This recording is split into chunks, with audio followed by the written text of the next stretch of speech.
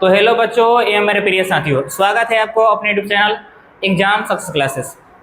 उम्मीद करते हैं कि आप अच्छे होइएगा और आपकी पढ़ाई लिखाई भी काफ़ी बेहतर तरीके से चल रही होगी। आज हम लोग इस वीडियो में देखने वाले हैं मैथ का चैप्टर 3, दो चर वाले रैखिक समीकरण। दो चर वाले रैखिक समीकरण युग्म। युग्म का मतलब होता है जोड़ा। देखिए, इस वीडियो में सबसे पहले हम जानने का प्रयास करेंगे कि इस चैप्टर से, मन यह जो दिया गया आपका चैप्टर 3 दो चर वाले रैखिक समीकरणों का युग्म, इस चैप्टर से आपके बोर्ड एग्जाम में कितने नंबर के सवाल आते हैं, कितने ऑब्जेक्टिव क्वेश्चन पूछे जाते हैं, कितने लघुत्तरीय क्वेश्चन पूछे जाते हैं और कितने दीर्घोत्तरीय क्वेश्चन पूछे जाते हैं। ये सब जानने के बाद में हम आगे प्रयास करेंगे, इसका कॉन्सेप्ट समझने का प्रयास करेंगे कि इस वीडियो मतलब इस चैप्टर में हमको कौन कौन सी चीज़ों के बारे में पढ़ना होगा, कौन कौन चीज़ों की जानकारी होनी चाहिए चैप्टर शुरू करने से पहले। इसलिए हम इसका पहला क्लास लिया है किसका, इंट्रोडक्शन का। तो सबसे पहले देखिए, चलते हैं हम लोग जानने का प्रयास करते हैं सबसे पहले आपके चैप्टर के बारे में। चैप्टर क्या था आपका? चैप्टर का नाम था दो चर वाले रैखिक समीकरण। दो चर वाले रैखिक समीकरण, दो चर वाले रैखिक समीकरण युग्म, दो चर वाले रैखिक समीकरण युग्म। तो यह आपका चैप्टर है। क्या है? चैप्टर। देखिए, सबसे पहले हम जानने का प्रयास करते हैं कि आपके बोर्ड एग्जाम में आता कितने नंबर का सवाल है। आपके बोर्ड एग्जाम में कितने नंबर का सवाल आता है, ध्यान से पहले देख लेते हैं हम। ऑब्जेक्टिव, आपका ऑब्जेक्टिव सवाल आता है इस चैप्टर से। ऑब्जेक्टिव आपका पूछा जाता है 6 नंबर का। कितने नंबर का सवाल आता है आपके ऑब्जेक्टिव में? ऑब्जेक्टिव में आता है 6 नंबर का। जब हम सब्जेक्टिव का बात करेंगे, किसका? सब्जेक्टिव का। तो सब्जेक्टिव सवाल में आपका एक तो आता है आपका लघुत्तरीय प्रश्न। लघुत्तरीय प्रश्न जो 2 नंबर का होता है, लघुत्तरीय प्रश्न। ये आपके कितने नंबर के होते हैं लघुत्तरीय प्रश्न? तो लघुत्तरीय प्रश्न होते हैं 2 नंबर के। आते हैं 3 सवाल। कितने सवाल आते हैं? 3 सवाल आते हैं। तो 2 मार्क्स का होता है, तो 3 दूना कितना हो जाएगा? 6 मार्क्स आपको यहाँ से आएंगे। तो 6 मार्क्स आपको कितना कहाँ से आया? ऑब्जेक्टिव से। 6 मार्क्स का सवाल कहाँ से आ रहा है? ऑब्जेक्टिव से। और 6 नंबर का सवाल सब्जेक्टिव में किससे आ रहा है? लघु से। कभी कभार क्या होता है कि किसी साल आपको ऐसा देखा गया है कि किसी साल 1 सवाल आते हैं तो किसी साल 2 सवाल आते हैं। कौन सा? तो दीर्घोत्तरीय। कौन सा सवाल आता है? दीर्घोत्तरीय सवाल आता है, जो कितने मार्क्स के होते हैं? दीर्घोत्तरीय सवाल। वो कितने मार्क्स का होता है? 5 मार्क्स का होता है। कितने मार्क्स का होता है? 5 मार्क्स का। तो किसी साल देखा गया 1 सवाल आते हैं, किसी साल देखा गया 2 सवाल आते हैं। तो एवरेज हम 2 मान, अगर एवरेज 2 मान के चलते हैं तो 5 दूना कितना हो जाएगा? 10 नंबर का। कितना सवाल आया? 10 नंबर का। देखिए, तो आपका 6 ऑब्जेक्टिव और 6 लघुत्तरीय कितना हुआ? 12 और कितना हुआ? 10, 22 हो गया। तो कुल इस चैप्टर से 22 मार्क का सवाल आपसे पूछा जा सकता है। 22 नंबर का सवाल क्या हो सकता है? आपसे पूछा जा सकता है। तो यह तो हम लोगों ने जान लिया कि आपके बोर्ड एग्जाम में जो चैप्टर 3 है आपका, दो चर वाले रैखिक समीकरण, इससे कितने क्वेश्चन पूछे जाएंगे। अब हम लोग जानने का प्रयास करेंगे इस चैप्टर के बारे में कि चैप्टर का मतलब क्या होता है। देखिए, चैप्टर का क्या नाम था? दो चर वाले रैखिक समीकरण। दो चर वाले रैखिक समीकरण युग्म। रैखिक समीकरण युग्म, ये आपका चैप्टर है। क्या है? आपका चैप्टर है। चलिए, तो यहाँ 2 का तो अर्थ आपको पता चल रहा है, कितना होगा? 2 होगा। यह संख्या में बताया गया है आपको। अब इसके बारे में देखिए, थोड़ा सा देखिए। अब हम समझते हैं चर के बारे में कि चर क्या होता है। क्या? चर। तो ध्यान से देखिए, चर सबसे पहले किसे कहते हैं? इससे पहले वाले चैप्टर में हमको बताया जा चुका, जो बहुपद पढ़े थे तो आपको बताया गया था कि चर क्या होता है। देखिए, तो जिस राशि का मान, इसका परिभाषा कर देना होगा कि चर राशि किसे कहते हैं। तो देखिएगा, बताया जाएगा कि जिस राशि का मान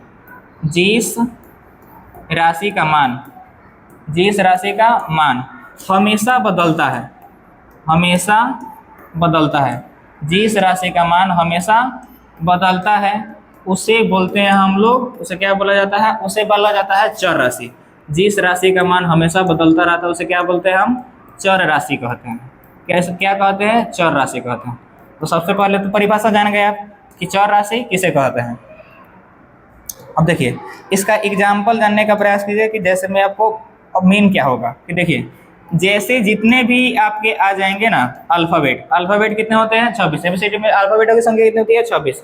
मतलब आपका A to Z, ए से लेकर जेड तक आपके किस में आएंगे, वह चर राशि में ही आएंगे। किस में आएंगे, चर राशि में। इसका मान हमेशा क्या रहता है, चेंज होते रहता है। तो ये आपका हो गया क्या, चर राशि। आपको जैसे में जब चर जाने हैं तो आप अचर भी जान लीजिए। क्या जान लीजिए, अचर राशि जान लीजिए कि अचर राशि किसे कहते हैं। देखिए तो अब अचर का हम लोग देख लेते हैं कि अचर किसे कहते हैं। क्या देख लेते हैं, अचर। तो इसका भी परिभाषा हमको आपको बताते हैं हम अचर राशि का। देखिए तो जिस राशि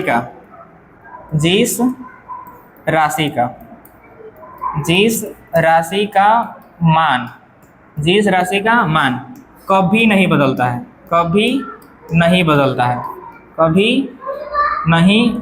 है, जिस राशि का मान कभी नहीं बदलता है उसे बोलते हैं हम अचर राशि। उसे क्या बोलते हैं, उसे अचर राशि कहते हैं। उसे अचर राशि कहते हैं। क्या बोला जाता है, उसे अचर राशि कहते हैं। तो आपने परिभाषा देखा, जिस राशि का मान हमेशा बदलता है उसे क्या बोला जाता है, चर राशि। और जिस राशि का मान नहीं बदलता उसे क्या बोला जाता है, अचर राशि बोला जाता है। तो अगर इसका एग्जाम्पल लेना चाहे हम, तो देखिए इसका एग्जाम्पल क्या होगा। इसका एग्जाम्पल, तो जितनी भी संख्याएं होगी वह किस में आती है, चर राशि में आती है। जितनी भी संख्याएं होगी, अगर एग्जाम्पल देखना चाहे, अगर जैसे में देखना चाहे, तो जितनी भी संख्याएं होती है वह किस में आती है, चर राशि में आती है। जैसे 0 से 0, 1, 2, 3 या डॉट कर क्या कहाँ तक जाएगा, वह अनंत तक जाएगा। तो अनंत तक जितनी भी संख्याएं आएगी वह किस में आएगी, अचर राशि में आएगी। और A to Z तक आपका किस में आएगा, चर राशि में आएगा। तो ये इतना बात तो आप जान गए कि चर राशि क्या है, अचर राशि क्या है। अब समझते हैं हम रैखिक समीकरण के बारे में। किसके बारे में जानना है, हमको जानना है अब रैखिक समीकरण के बारे में। किसके बारे में जानना है, रैखिक समीकरण के बारे में, कि रैखिक समीकरण क्या है। देखिए रैखिक समीकरण, इसको जान लेते हैं कि रैखिक समीकरण क्या होता है। तो इसका परिभाषा हम आपको लिखवा लेते हैं, लिख लीजिएगा आप, इसका भी परिभाषा लिख लीजिए। देखिए जिस समीकरण में अधिकतम घात 1 हो, जिस समीकरण में अधिकतम घात कितने हो, अधिकतम घात 1 हो, उसे क्या बोला जाएगा, उसे बोला जाएगा रैखिक समीकरण। उसे क्या बोला जाएगा, रैखिक समीकरण। रैखिक समीकरण का आपसे अगर दूसरा नाम पूछा जाए कि रैखिक समीकरण का दूसरा नाम क्या है, तो रैखिक समीकरण का दूसरा नाम हो जाएगा एक घाती बहुपद या एक घाती समीकरण। एक घाती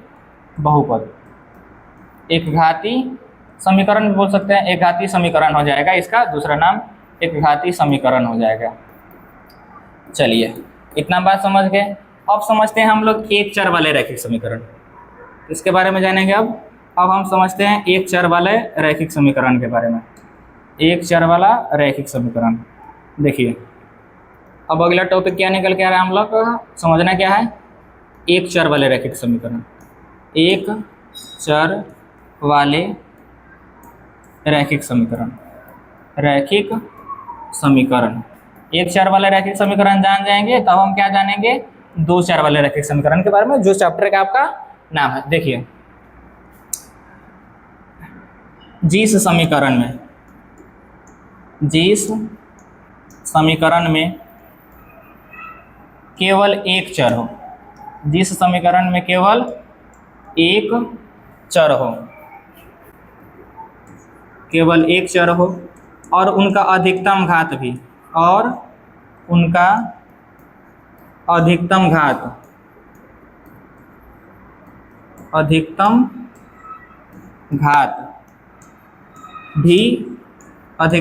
भी एक हो, उसे क्या बोला जाएगा, एक चर वाले रैखिक समीकरण। उसे क्या बोलते हैं, उसे कह सकते हैं उसे एक चर वाले रैखिक समीकरण कहते हैं। उसे एक चर वाले रैखिक समीकरण कहते हैं। एक चर वाले रैखिक समीकरण,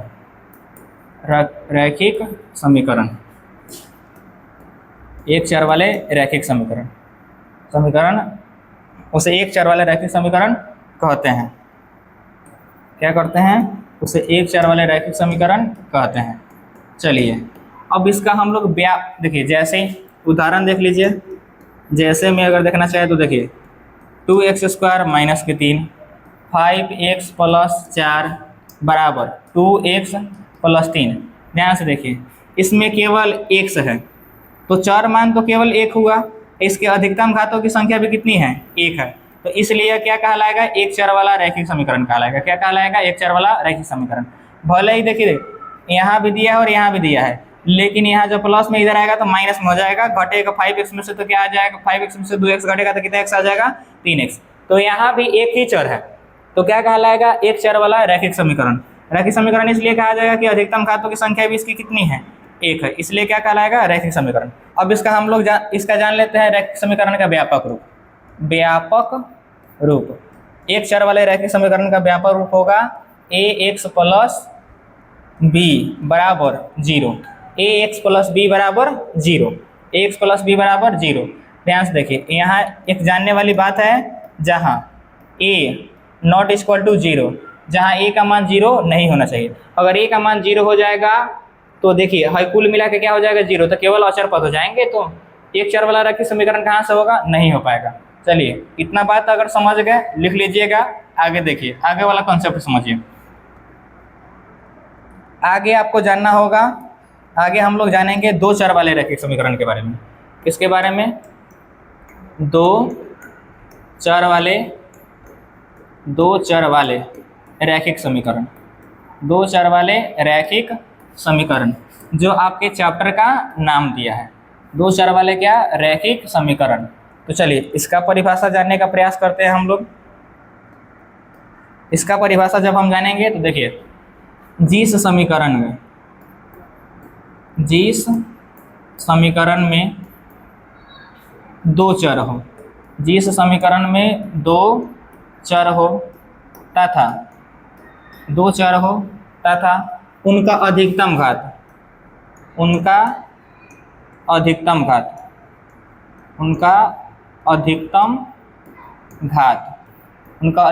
भी कितना हो? अधिकतम घात 1 हो। उनका अधिकतम घात 1 हो, उसे क्या बोला जाएगा? उसे दो चर वाले रैखिक समीकरण कहते हैं। दो चर वाले रैखिक समीकरण कहते हैं। चलिए, तो हम इसका जैसे में उदाहरण देख लेते हैं एग्जाम्पल के तौर पर। जैसे 2x प्लस 3y माइनस के 4 बराबर 0, 7x माइनस के 6y प्लस 6 बराबर 0। यहाँ देखिए, एक चर आपका मान हो गया x वाला और एक चर मान आपका हो गया y वाला। तो एक और एक 2 चर, कितने चर राशि हो गए? चर कितना हो गया? 2 हो गया। और उसके बाद में इसका अधिकतम घात भी कितना है? 1। तो इसलिए क्या कहलाएगा? दो चर वाला रैखिक समीकरण। क्या कहलाएगा? दो चर वाला रैखिक समीकरण कहलाएगा। अगर इसका हम व्यापक रूप देखना चाहें, दो चर वाले रैखिक समीकरण का व्यापक रूप अगर देखना चाहें हम, तो व्यापक रूप होता है इसका ax plus by plus c बराबर 0।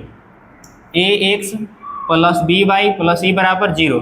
यह रैखिक दो चर वाले रैखिक समीकरण का क्या है? व्यापक रूप है।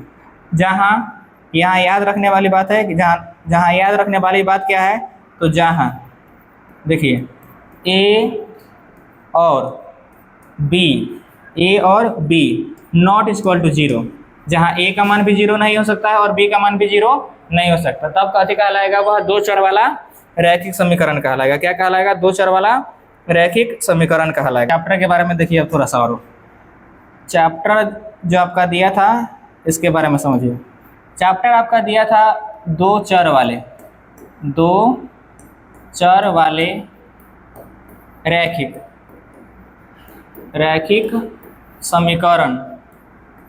समीकरण युग्म। ध्यान से देखिए, युग्म का मतलब जोड़ा होता है। युग्म का मतलब क्या होता है? जोड़ा होता है। युग्म का मतलब क्या होगा? जोड़ा।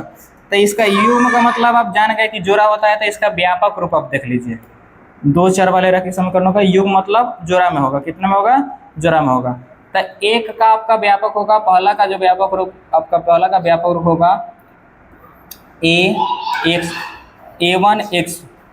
a1 x plus b1 y plus c1 बराबर 0, और एक आपका हो जाएगा a2 x plus b2 y plus c2, ये आपका बराबर क्या हो जाएगा 0। यह क्या हो गया, दो चर वाले रैखिक समीकरणों के युग्म हो गए। क्या हो गए, युग्म। अब हमको जब सॉल्व करेंगे तो हमको कंडीशन के बारे में समझना होगा। कंडीशन क्या बनना समझना होगा, कंडीशन के बारे में। कंडीशन का अर्थ होता है शर्त। कंडीशन के बारे में, कंडीशन का अर्थ क्या होगा, शर्त के बारे में आपको समझना होगा कि शर्तें क्या होगी, क्या होगा, शर्तें क्या होगा, कंडीशन कौन कौन सा है। जब कंडीशन को हम सॉल्व करेंगे, जब कंडीशन को सॉल्व करना होगा तो सबसे पहले जो आपका पहला कंडीशन होगा वह होगा, देखिए पहले नंबर के बारे में समझिए, a1/a2 not equal to b1/b2। a1/a2 अनुपात बराबर नहीं होगा b1/b2 अनुपात के। तो इसका भी देखिए, तो ऐसा अगर स्थिति आता है तो इसका भी तीन कंडीशन होगा। पहला, केवल एक हल होंगे, उसका कितना हल होगा, केवल एक हल होगा, केवल और केवल एक हल। अगर इस प्रकार से आएगा a1/a2 not equal to b1/b2, तो केवल कितने हल होंगे, केवल एक हल होगा, केवल एक हल। केवल और एक हल को ही बोला जाता है अद्वितीय हल। क्या बोला जाता है, अद्वितीय हल। केवल एक हल का ही दूसरा नाम क्या है, अद्वितीय हल। इसका ग्राफ 2 नंबर में दूसरा कंडीशन क्या बोलता है, इसका ग्राफ कैसा होगा, तो इसका ग्राफ होगा प्रतिच्छेदी। क्या होगा, प्रतिच्छेदी होगा। इसका ग्राफ कैसा होगा, प्रतिच्छेदी। प्रतिच्छेदी का मतलब होता है एक बिंदु पर दोनों रेखा एक दूसरे को क्या करेगी, प्रतिच्छेद करेगी। प्रतिच्छेद करेगी, वही क्या उसका मान निकलेगा, केवल एक हल होगा यहाँ। तो प्रतिच्छेदी रेखा इस प्रकार से होगी। इसका अगर युग्म बोला जाए, युग्म या निकाय, युग्म या निकाय, जब आप सवाल कीजिएगा तो यह सारे कॉन्सेप्ट का जरूरत पड़ेगा, यह सारे कॉन्सेप्ट वहाँ क्लियर हो जाएगा। युग्म कैसा होगा, तो युग्म इसका होगा संगत। युग्म कैसा होगा, संगत।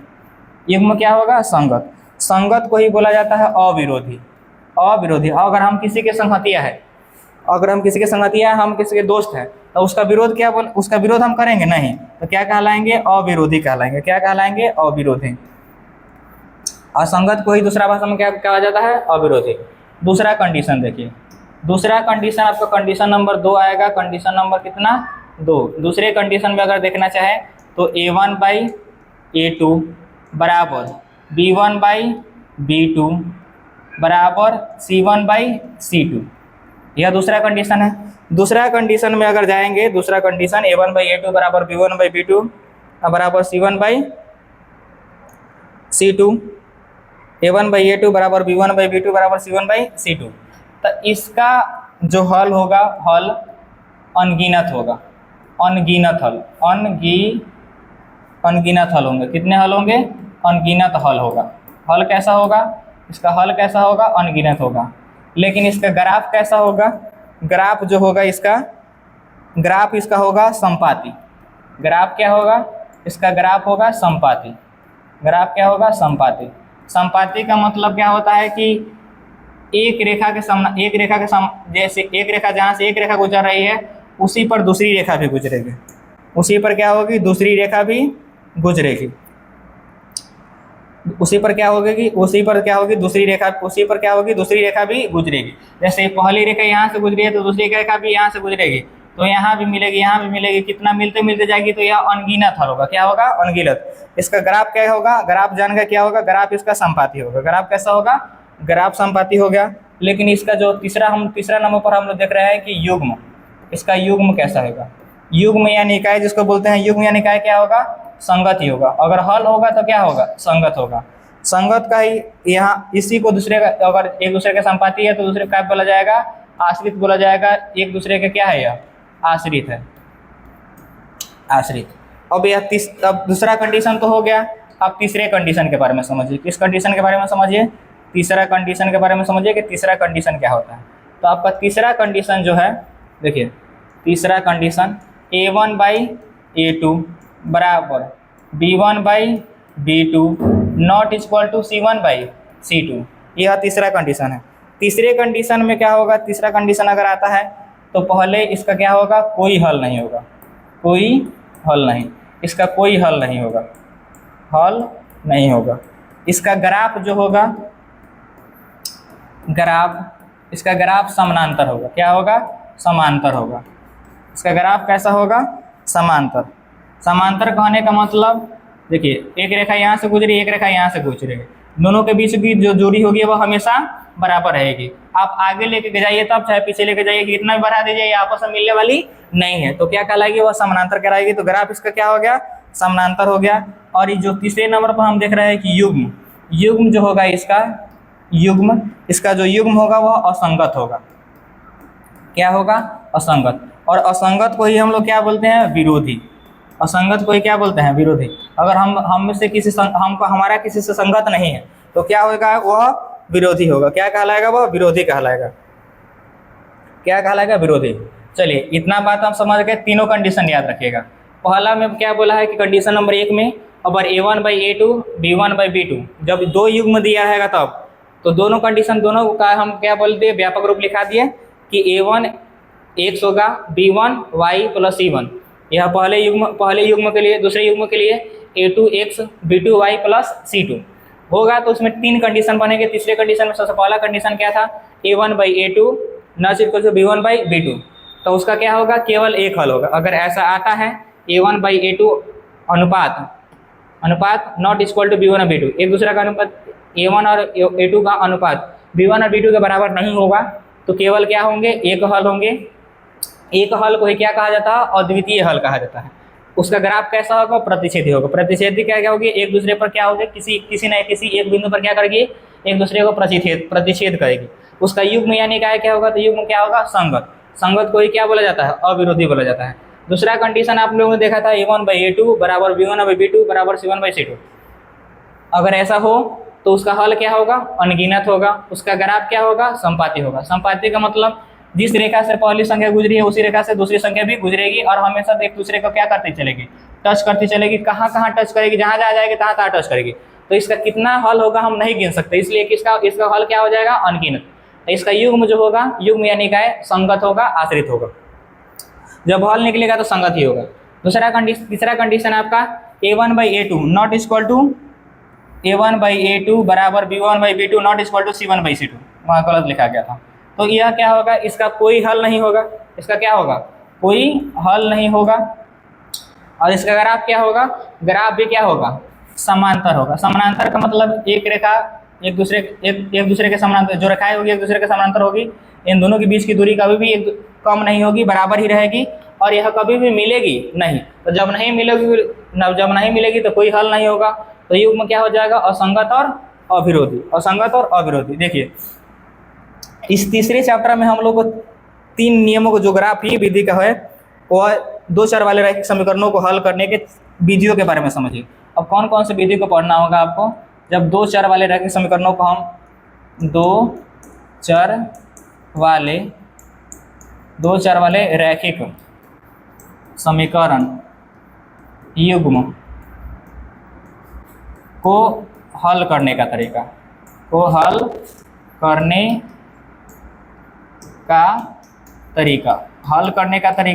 ऐसे तो तरीका है 5। कितने तरीके हैं? 5, लेकिन आपको एक ही तरीका पढ़ना है। मतलब आपको पढ़ना है 4 तरीका पढ़ना है। केवल कितने तरीके पढ़ने हैं? 4। पहला होगा प्रतिस्थापन विधि। प्रतिस्थापन विधि कि कौन कौन सी विधि से किस तरह बनता है। जैसे जैसे आप चैप्टर पढ़ते जाइए, जैसे जैसे आपका कॉन्सेप्ट क्लियर होता जाएगा। पहला क्या होगा? प्रतिस्थापन विधि होगा। कौन सा विधि? प्रतिस्थापन विधि। जो दूसरा होगा विलोपन। विलोपन को ही कहा जाता है लुप्तीकरण। विलोपन को ही क्या बोला जाता है? लुप्तीकरण बोला जाता है। क्या बोला जाता है? लुप्तीकरण। तो विलोपन विधि या लुप्तीकरण विधि। विलोपन विधि या लुप्तीकरण विधि। तीसरा विधि जो होगा आपका, तीसरा विधि वह होगा व्रज गुणन विधि।